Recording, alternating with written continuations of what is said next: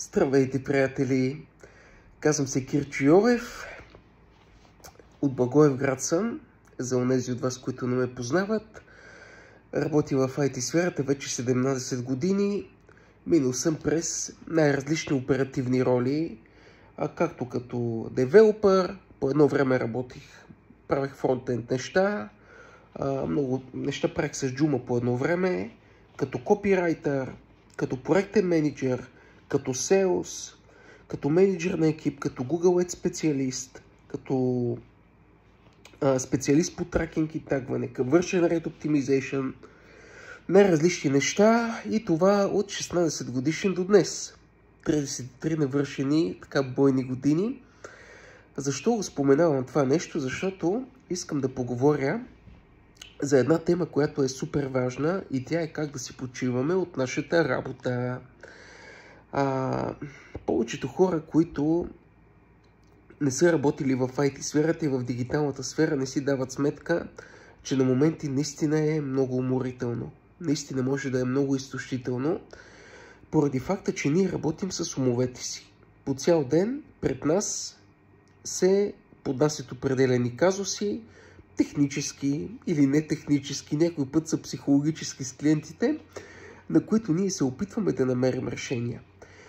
И когато сме се забили пред тези екрани дълги часове, това, което се случва, и когато решаваме проблеми, които на моменти са по-предизвикателни, напрягате отделно, синята светлина те пържи, има дни в края, на които просто не можеш да си кажеш името. Наистина не можеш да си кажеш името и зацикляш. И това го казвам не като оплакване, а като констатация. И си говоря с приятели, понеже не съм аз на 20 години, давам си сметка за това колко е важен баланса между продуктивната работа и продуктивната почивка. Да си говорим с приятели, с колеги в бранша, как по-добре да балансираме. И лично аз, въз основа на личния си опит и въз основа на разговорите, както и въз основа на книги, които съм чел, съм достигнал до следните няколко извода. Сега, първият извод е, че наистина тези екрани те ни пържат. Те просто ни пържат съзнанието. Това, което е супер важно, е всеки да намери неговия прозорец на продуктивна работа. В много книги се казва, че примерно на 50 минути трябва да правиш почивка. За мен това не е оптимално. Аз, например, когато навляза в някакъв продуктивен работен поток, обикновено някой път изкарам 2-3 часа, наистина бачкам продуктивно и никой не ме прекъсва и свършвам страшно много работа, може би на моменти повече, за 2-2,5 часа или 3 часа, отколкото някои хора свършват за цял работен ден, че и за 2 дена. След което имам нужда от освежаване, изляза 20-30 минути, раздвижа се, няма нужда от... но не се чувства уморен, просто имам нужда от освежаване, това е нещо различно. Докато има други хора, които наистина на часа трябва да се направят почивка. И е важно да усетите вие в коя категория попадате и колко време ви е необходимо, за да си вземете глътка въздух. Това е единия момент. Втория момент е... Извинете, че така ви шмъркам, но малко съм настинал и ако се разкашлям след малко, запушете си ушичките и ме изтърпете няколко секунди. Втория момент е вече самия екран, на който работим, защото има разлика, има и нива в самите екрани, тъй като ако вие работите на по-нискокачествен екран, който е по-лошо осветен, с по-малко херцове на опресняване и така нататък, вашите очички ще са много повече натоварени. И общо взето, колкото е по-голям екрана, ако той не е качествен, толкова по-голямо ще бъде и натоварването върху зрението. Така че втория момент е първо да подберете екран с подходящата за вас големина и второ, той да бъде с високо качество. И по възможност повече херцове.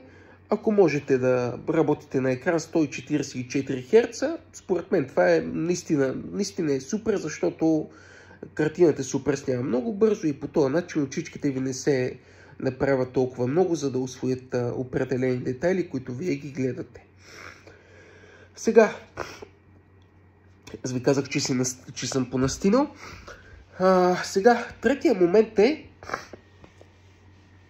Третия момент е къде точно е разположен вашия екран.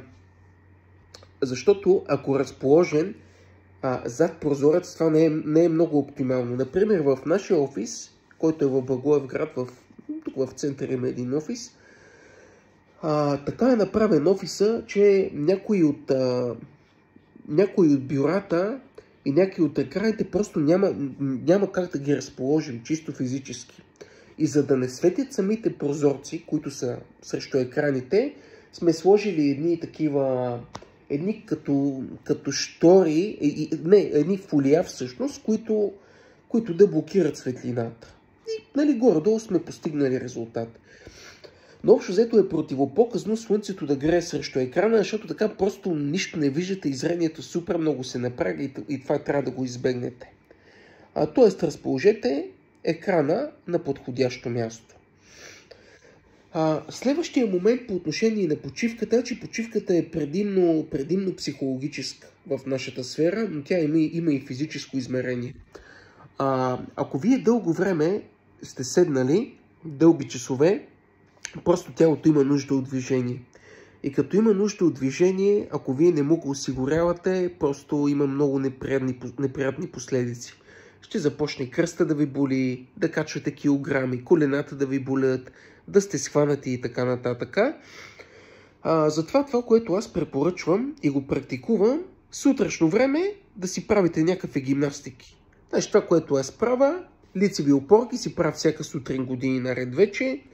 Обикновено не правя много, правя 2 серии по 20 лицеви опори. Правя си 3-4, някой път 5 минути скачания, някой път правя клякания, т.е. някакви неща, някакви действия, упражнения, гимнастика, с които да се пораздвижа.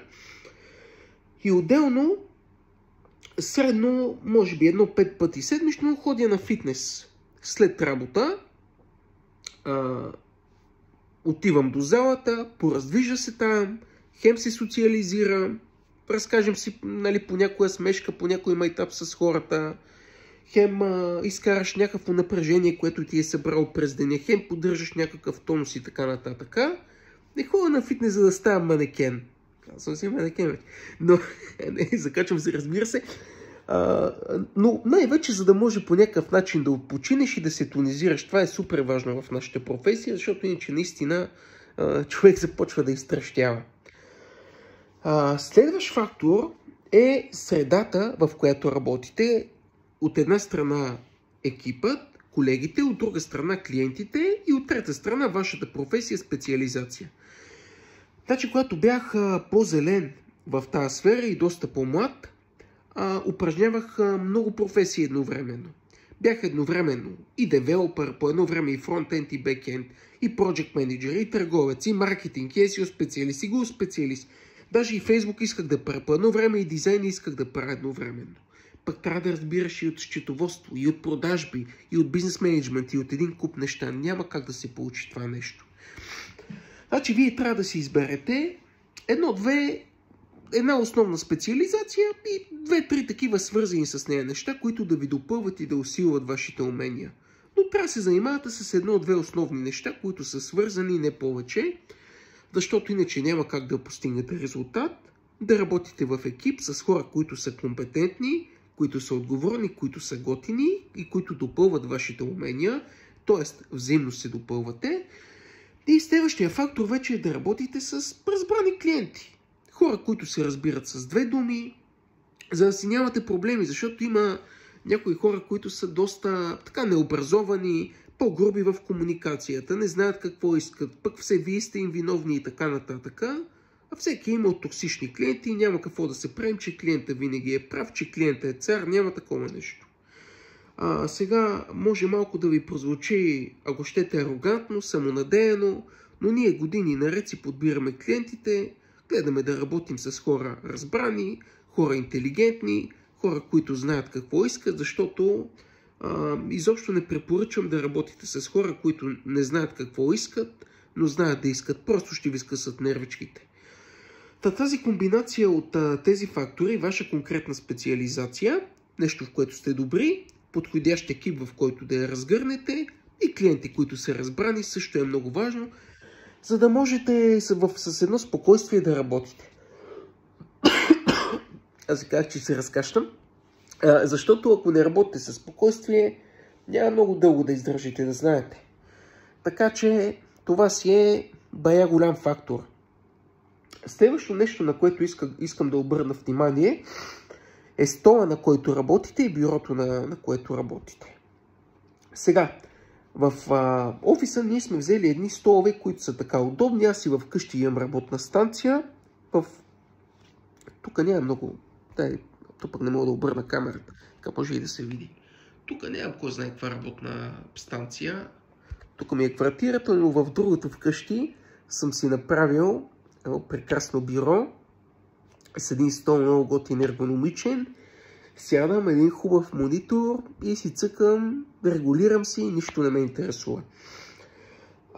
В офиса също има така удобни столове и съм си взел за мен едно бюро. Искам да взема и за колегите, но няма място. Просто няма място в този офис, в следващия ще го направим това нещо. Едно регулируемо бюро. И това регулируемо бюро има бутон и цак, натискаш го, то си се вдига като космически кораб. Натискаш го и се сваля, много интересно. Това нещо съм го направил, за да мога през една част от времето да работя прав. Защото като работя прав, тялото ползва друга част от мускулатурата си, което също не е без значение. Сега, следващ фактор за нашата почивка и ментално възстановяване и разбира се физическо тонизиране, това е информацията, която поемаме, и тук искам да обърна внимание на информационната диета. Значи аз имам такъв проблем, между другото, да гледам прекалено много новини. Напоследък се ограничавам и виждам, че като се ограничавам се чувствам по-добре от това нещо. Защото от една страна съм обществено ангажиран. Пука ми какво става в нашата страна, в нашия град, в света, обществените, световните, геополитическите, ако щете историческите процеси, които се развиват. Но от друга страна стават травмиращи събития, брутални злоупотреби, насилие, за които човек нищо не може да направи и само си вкарва тревога. И това, за което си дадох сметка, е, че аз не мога да им помогна на тези хора, но вредя на себе си. Когато има война или някакви неприятни събития, затова се опитвам да огранича източниците на подобна информация. И ако мога, значи в момента така съм направил, блокирал съм новините и след 6 часа новинарски сайтове ми се отключват. Извинявам се, настинка. След 6 часа след обед ми се отключват, а мисля да го направя, може би веднъж седмично, но още не съм готов за тази стъпка. Да мога да поглеждам отгоре какво става, как се развият събитията. Може би има смисъл наистина веднъж месечно. Защото голяма част от обществените събития са просто битовизми. Единия казал нещо за другия, пък оня му отвърнал, пък третия не знам си какво, четвъртия вкарва излишна паника у хората и страхове за събития, които всъщност няма да се случат. Това е излишна информация, която поемате. Сега, следващо нещо, което е много важно, е средата, в която сте и хората, с които общувате. Значи, доста години ми отне да си направя една среда, която мисля, че вече започва да става доста адекватна. Имал съм ситуации, в които съм общувал с токсични хора, волю-неволю. Някои от тях са били клиенти. Вече с токсични клиенти не работим, без значение какви са парите. Някои от тях са били колеги в екипа или бизнес партньори и така нататък, които също под една или друга форма са били или неетични, или токсични и така нататък. Случва се нещо, което е така много приятно за мен като процес. От моя гледна точка, че тези хора лека по лека те се разотиват, ние също ги отблъскваме заради хората, които сме, заради хората, в които се превръщаме. Просто не толерираме и в личен, и в професионален план токсично отношение. Така че ако имате в живота си токсични хора, каквито и да са те може да са примерно хора, с които имате любовни отношения, или приятелски такива, или колеги, или токсично работно място, или партньори, с които не върват нещата, или клиенти. Диагностицирайте източника на токсичност и гледайте лека по лека да го ликвидирате. А може тази токсичност пък да идва от вас. Така че е хубаво вие самите също да се самонаблюдавате и ако сте токсични, нещо да промените, да видите добре защо съм токсичен, какво се случва. Обикновено хората са токсични и груби, когато нещо ги наранява. Какво ме наранява? Дай да видя, мога ли това нещо да го оправя? Човек ли ме наранява? Ситуация ли? Обстоятелство ли? Какво се случва? Защо се случва? Какво мога да направя още сега в тази секунда, за да се прекрати това нараняване и тази моя лична токсичност? Понеже всеки е бил в дупки, психологически дупки, в лични кризи, влизаш в такава, гледаш да излезеш по някакъв начин. С времето човек по-лесно се справя с тия неща и става поне при мен така, става по-дебел кош като че ли. Но ако сте в такава ситуация, надявам се да успеете да намерите начин по-бързичко да излезете от нея, защото не е приятно нито за вас и здравето ви, нито за близките ви със сигурност. И следващ фактор, касаеш почивката, това е съня. Просто много години ми отне да разбера колко е важен пълноценния сън. И след това, което опитвам да правя, е да си ляга малко по-раничко. По едно време цъках много компютърни игри, между другото. Не стана ми скучно, цъкна. Значи ние в дигиталните специалисти сме така. Като работим пред компютър, като почиваме пред компютър. Пусни си някакъв филм, гледаш филма. Цъкнеш там някаква компютърна игра, цъкаш играта. Сега с годините, лека по лека, интересите на човек се променят, тия неща вече не са ми интересни. Предпочитам да се видим с някой приятен човек, да си направим една разходка, да пием по чаша вино, да си поприказваме. Това е много по-добър релакс, отколкото отново да станеш пред екрана и да си натовариш съзнанието с допълнителни образи. Но да се върнем на съня. Просто пълноценният сън е един от така полезните навици, които можете да развиете. Един от, бих казал, крайъгълните навици, които за мен са 3. Единият е, разбира се, той, другият е спортът. Със спорта върви храненето, затова ги слагам в едно. И третият е постоянното самообразоване. Четене на книги, курсове, без да е фанатично, защото това също е противопоказно. Това е моят поглед върху почивката. Представях си това видео, че ще стане 3-4-5 минутно, то стана 18 минутно. Надявам се, че не съм ви досъдил. Пък и да съм ви досъдил, сега правя си и ваш, сега извиняйте. Закачвам се, благодаря на всички за времето и вниманието. Искам да ви пожелая на първо място да бъдете здрави, на второ място спокойна вечер и на трето място, ако това видео ви е харесало, да цъкнете един лайк, всеки иска лайкове, ако прецените, го споделете и с приятели. Отново аз съм Кирил Йовев. Благодаря за вниманието и пожелавам всичко най-добро.